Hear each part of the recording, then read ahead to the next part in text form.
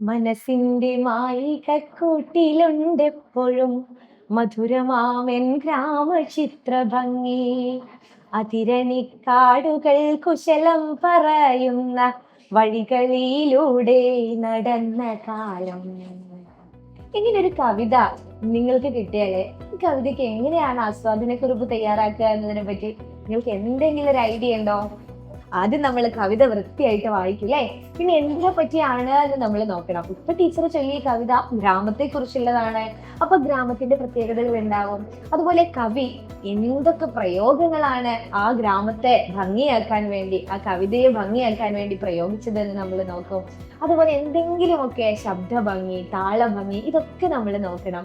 ഒപ്പം അതിന്റെ ആശയവും നിങ്ങൾക്ക് ഇഷ്ടപ്പെട്ട ഒരു വരിയും അതിന്റെ കാരണമൊക്കെ എഴുതുമ്പോഴേക്കും ഒരു ആസ്വാദനക്കുറിപ്പ് അവിടെ റെഡി ആവാണ് അല്ലേ. ഇങ്ങനെയൊക്കെ എഴുതി പഠിക്കണമെങ്കിൽ നമുക്ക് എന്ത് വേണം? കുറേ കവിതകൾ എഴുതണം, അത് പ്രാക്ടീസ് ചെയ്യണം അല്ലേ. പരീക്ഷയ്ക്ക് നമുക്ക് അടിപൊളിയായിട്ട് എഴുതണ്ടേ.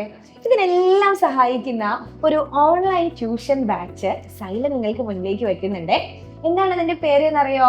6ാം ക്ലാസ്സിലെ മക്കൾക്ക് വേണ്ടിയിട്ട് വജ്ര എന്ന് പറയുന്ന ഒരു ബാച്ചാണ്.